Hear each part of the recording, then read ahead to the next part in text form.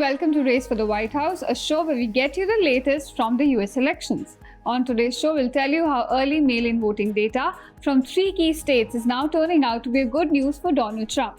Also on the show, we'll tell you about Trump's bizarre nail salon conspiracy theory, which has been inspired by an OnlyFans model. All of this and much more, so let's get started. The past couple of months for Donald Trump have been quite episodic. 2 failed assassination attempts, a disastrous date performance, and of course bland poll numbers. But now it seems like the former president may have some reasons to smile. According to data released by election result website Decision Desk HQ, the Democratic edge in vote by mail requests has shrunk significantly. Now this is happening mostly in 3 key states: Florida, North Carolina, and Pennsylvania. The data says that the Democratic lead in vote by mail requests has shrunk by over 5% in Florida, 15% in North Carolina, and over 35% in Pennsylvania. Now, if we look back to 2020, mail-in voting was a game changer for the Democrats, especially as they capitalized on pandemic-driven voting shifts. But as we approach this year's poll, early data from 3 pivotal battleground states suggests that the tide may be turning. And if this trend holds, it could be a major boost for Republicans, particularly for Donald Trump as he seeks to return to the White House. This signals a shift in voter habits that have defined the last 2 presidential elections. Political pundits say that this is a great sign for Republican presidential candidate Donald Trump. Now let's start with Florida, a state often seen as a barometer for national elections. In 2020, Democrats surged ahead early with mail-in ballots, giving them a clear advantage. But the latest numbers are telling a different story. So far, Republican voters are closing the gap significantly, something that we didn't see in the last election. Now, political analysts are pointing out that Florida has always been a key state for Republicans to win. And if the mail-in voting trends continue, it could mean Trump's base is more motivated to vote early and by mail than they were 4 years ago. Now, let's talk about Arizona. The Grand Canyon state, which turned blue for the first time in decades in 2020, is now seeing a similar movement. Back in 2020, Democrats dominated mail-in voting here, helping Joe Biden flip the state. But now, the Democrats' edge has plummeted and Republicans are catching up fast in early mail-in returns. For a state where every vote counts, this shift is raising eyebrows among political strategists. And finally, Pennsylvania, the battleground of all battlegrounds. In 2020, the mail-in vote was overwhelmingly Democratic here, giving Biden a crucial edge in the state. But fast forward to 2024, and that advantage seems to be shrinking. Republican voters have increased their mail-in participation, narrowing the gap that helped push Biden over the finish line last time. Now, this drop in Democrats' mail-in voting edge across these 3 states is especially significant. These states not only helped decide the 2020 election, but are expected to play an equally decisive role in 2024. Although it's still early in the electoral process to make any calls, and let's not forget Donald Trump has had a complicated relationship with mail-in voting in the past, often criticizing the process. But with these new numbers, his campaign is likely to take a different view this time. Now for more on this, we're being joined by White House correspondent Rohit Sharma from Washington, D.C. Thank you, Rohit, for joining us. I want to begin with, just tell us, Rohit, what does the early mail-in ballot data tell us? Look, very interesting data. We've always seen and we've always believed in the US that the mail-in ballots are mostly used by young voters and voters who are mostly Democratic leaning, and Republican blue collar voters are the voters who go for traditional voting. They would wait until the day of the election to go and cast their vote. So this is interesting report. I'm pretty sure the Trump campaign would be buoyed and overjoyed by what they're learning. Apparently, according to this report, that there is a 15% drop when it comes to I think to come to North Carolina, 5% in Florida, and up to 35% in Pennsylvania. And I think that's the big number. Look, the Democrats have long given up hopes on both, I would say, Florida and to an extent in North Carolina. We do hear them about that. Hey, North Carolina is in play. If we could get Wake County, we might be able to win the state. But these are all hypotheticals, right? I mean, can they not? We will only know on the day of the election. But 35% in Pennsylvania is a telling number. And we've been saying this, that Vice President Kamala Harris needs to carry Pennsylvania if she wants to go to the White House. So very interesting numbers. We've also seen voter registration go up. Um, we've seen that, when Taylor Swift had announced her endorsement of Vice President Kamala Harris, we saw endorsement go up. Then we saw today the Republicans were touting the fact that the number of young voters in Arizona uh, are registering to vote, and most of them were wearing the red MAGA hat. So these are all as I say, these are all the pointers that could get us to understand if they could become something or are meaningful enough, but surely cannot be neglected at this point in time because we're only like 41 days away from the election. We have been getting a mixed reaction on this. What has Trump got to say? Look, it's only a matter of time when Donald Trump starts talking about it on the campaign trail. Now, bear in mind that Donald Trump made a huge deal, about mail-in ballots. If you go back to 2020, he was the one starting, I think, the summer of that year when he started saying that, they're going to be sending fake ballots from China. And, people who are dead are sending their ballots, and illegal immigrants are getting hold of the ballots and sending them uh, those ballots to the counting centers. And I think those were unfounded claims. I mean, there have been lawsuits about it, and a lot of voting machine companies ended up suing individuals and companies, including Fox News, for making those, or carrying those claims on air. So he hasn't really talked as much as I think he would want to talk about this mail-in ballots. Overwhelmingly in 2020, it turned out that the people who used mail-in ballots, and this is again during COVID time when people did not want to go out and vote, um, were Democrats.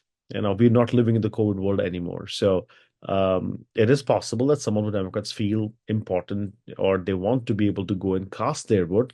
It could turn out to be a historic election.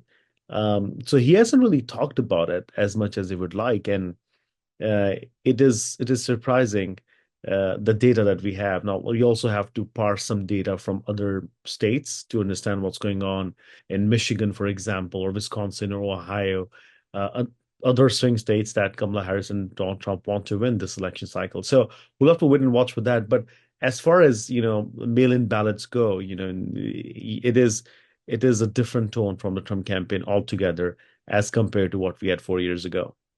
My final question to you is, where is the race headed in terms of polls?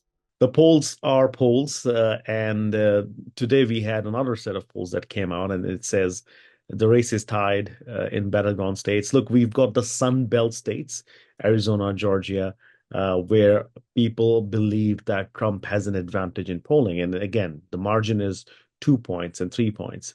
And we've got the Rust Belt states, and you go to Pennsylvania and Wisconsin and Ohio, Michigan, and we see that Kamala Harris had an advantage. But then again, what is that advantage in Michigan and Wisconsin and Ohio? Up by 2 points, 3 points.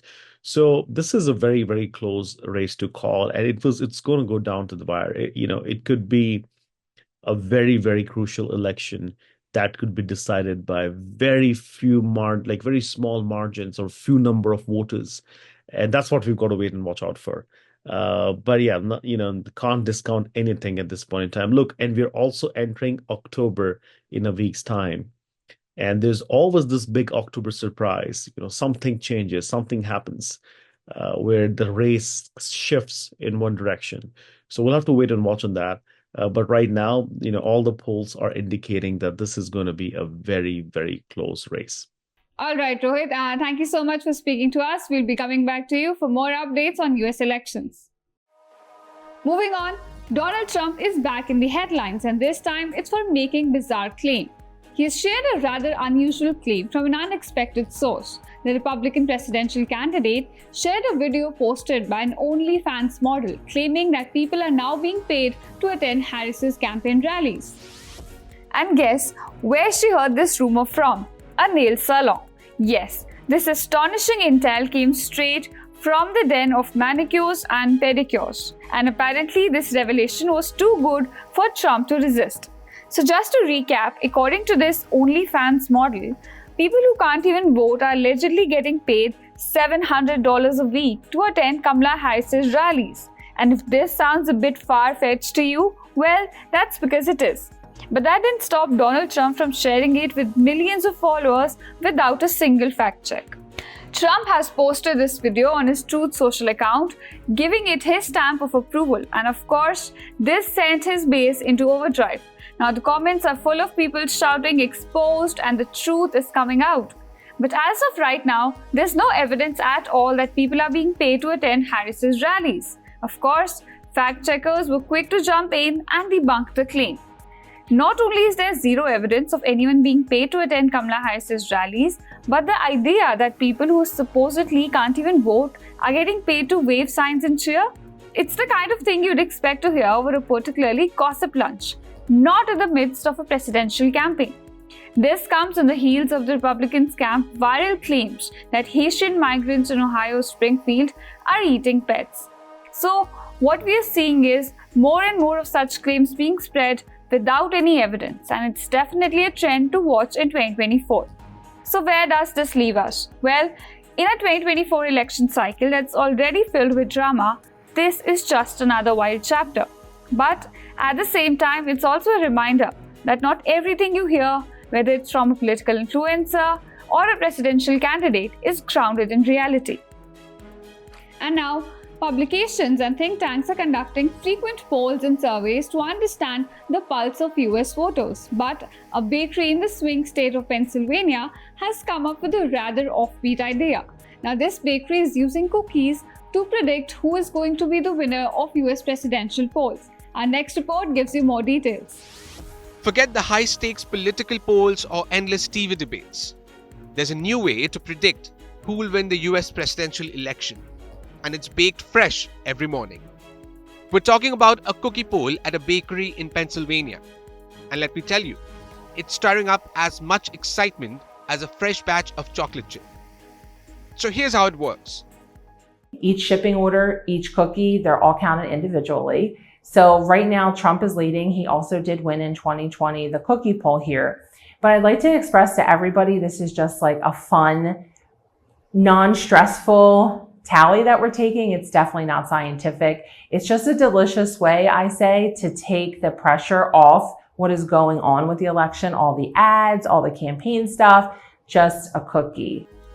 Every election cycle, Lochel's Bakery in Hatboro, Pennsylvania rolls out cookies decorated with the names and colors of the major presidential candidates. This year, they've got cookies for Trump and Harris. Customers buy the cookies that represent their candidate of choice, and whichever cookie sells the most wins. And these cookies are being shipped all over the United States right now. So much so that they're on back order. So we're about 3 to 4 weeks back, only guaranteeing as of today that they will get by election day.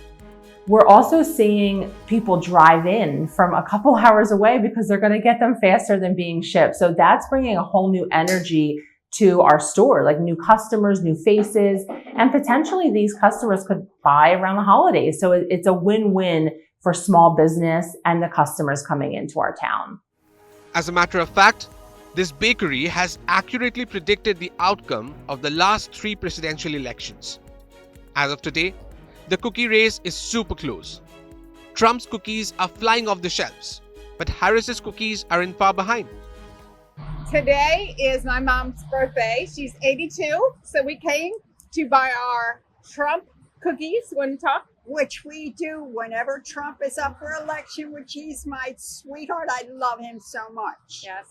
People are even buying cookies in bulk for the entire family to make sure the candidate comes out on top. But what's really fun about this is that it's all in good spirits. So there is a little bit of a dark side, you are correct.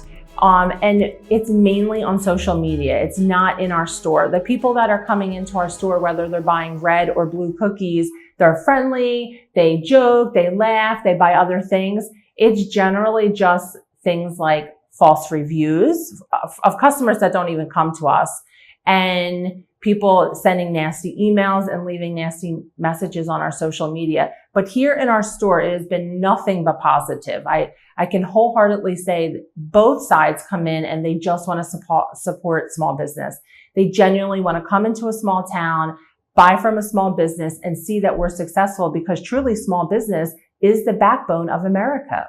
Whether you're Team Trump, Team Harris, or maybe just Team Sugar, it's all about having a little fun. The cookie poll is all about bringing people together in what can be a pretty divided time for the United States. Bureau Report, India Today Global.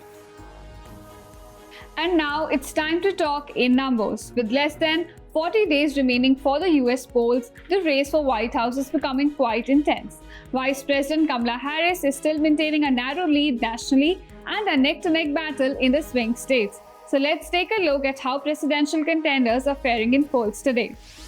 According to the New York Times poll, Harris is leading in the national polls with an approval rating of about 49%, while Trump is trailing at 47%. In the swing state of Michigan, Harris is maintaining a lead at about 49%, while Trump is at 47%. In the state of Pennsylvania, Harris is again at a narrow lead with 49%, while Trump is at 48%. In the states of North Carolina and Nevada, Harris and Trump are both at a tie, locked in with 48% rating. In the state of Wisconsin, Harris is maintaining a lead at about 50%, while Trump is at 48%. And in the states of Arizona and Georgia, Trump has taken a lead at about 49%, while Harris is at 47%. And now it's time to get some quick updates from the political battlefield in the US. First up, New York City Mayor Eric Adams has been indicted amid multiple corruption probes into his administration. Now, the charges against the mayor are still not clear, as the indictment is still under seal. The charges come after the FBI last November searched Adams' electronic devices and in the wake of a slew of resignations by top city officials in the recent weeks. Now, reports suggest that authorities are also seeking information about Adams' interaction with Israel, China, Qatar, South Korea, and Uzbekistan. Next up, the Secret Service has placed an agent on administration leave over allegations that the employee sexually assaulted an aide to VP Kamala Harris during a recent trip. Now, the incident reportedly occurred last week in Green Bay. The visit was to provide advanced security and planning for a Harris campaign stop that did not end up taking place. The allegations come as the Secret Service has been under intense scrutiny after repeated assassination attempts on former President Donald Trump. And last, Donald Trump's running mate J.D. Vance has said that he is not sweating his next week's vice presidential debate with Tim Walz. However, reports suggest that both Walz and Vance are engaging in mock debates as a way to practice for the event. Now, the debate will take place on October 1st in New York and will be hosted by CBS News. So that's all we have for you in this edition of Race for the White House. Stay tuned to India Today Global for more updates on US elections.